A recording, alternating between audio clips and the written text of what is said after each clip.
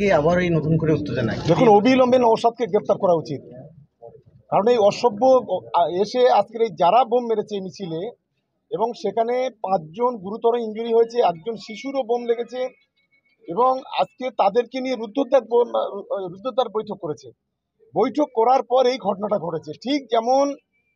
ঠিক পঞ্চায়েত নির্বাচনে এই সন্ত্রাসের বাতাবরণ তৈরি করেছিল, আবার নতুন করে এসে আবার গত কয়েকদিন ধরে এখানে যত সমাজ বিরোধী, যত খুনি, তাদেরকে নিয়ে রাতের অন্ধকারে তারা বোম বাজছে এবং পিছন থেকে সমস্ত অর্থ যোগান দিয়ে এই ঘটনা ঘটছে।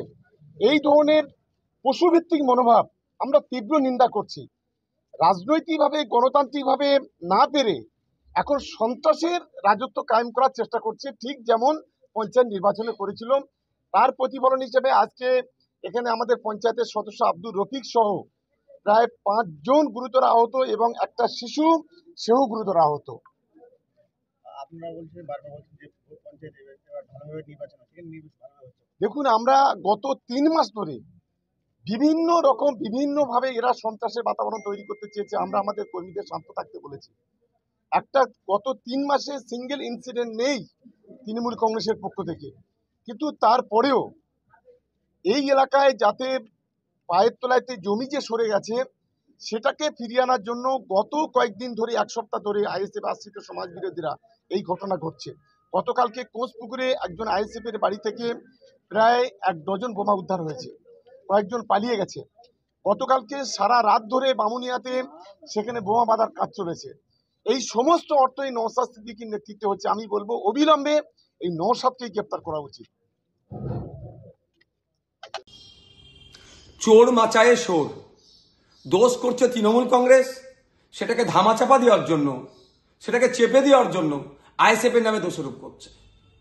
গতকাল কি ভোগালী 2 নম্বর অঞ্চলের অন্তর্গত বানিয়ারা গ্রামের সম্ভবত 177 নম্বর বুথে শওকত মোল্লা সাহেবের বাইক বাহিনী তাণ্ডব চালাচ্ছিল। সেখানে তাণ্ডব চালানোর কারণটা হচ্ছে ওখানে শওকত মোল্লা সাহেবের একটাও ভোট পাবে না। শুধু ওখানে নয়, সারা ভাঙড় জুড়ে এই পঞ্চায়েত নির্বাচনের পরে ভেবেছিল হিংসার পরে আইএসএফকে শেষ করে দেবে, কিন্তু আইএসএফ ক্রমশ বৃদ্ধি পাচ্ছে।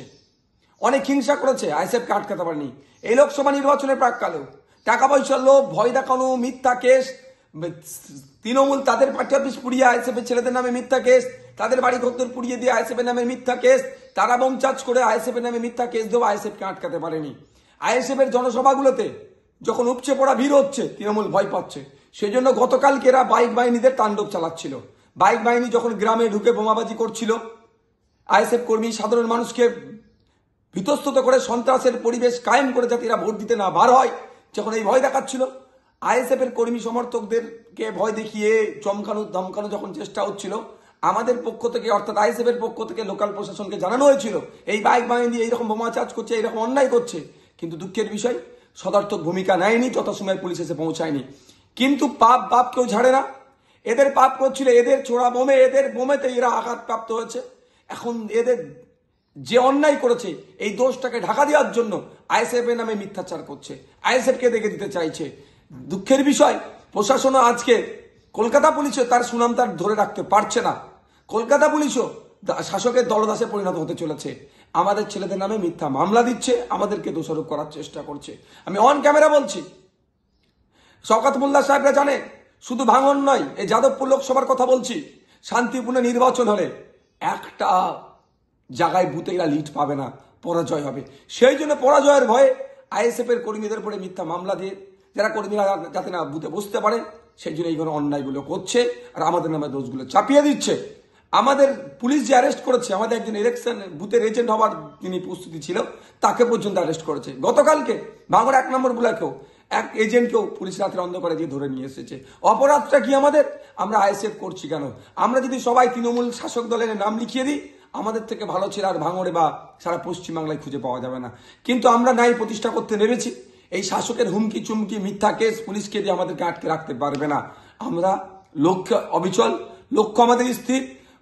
তৃণমূল মুক্ত ভাঙড় করব, দুর্নীতিমুক্ত ভাঙড় করব, তৃণমূল এবং দুর্নীতিমুক্ত বাংলা করব, সেই লড়াই আমরা অবিচল আছি।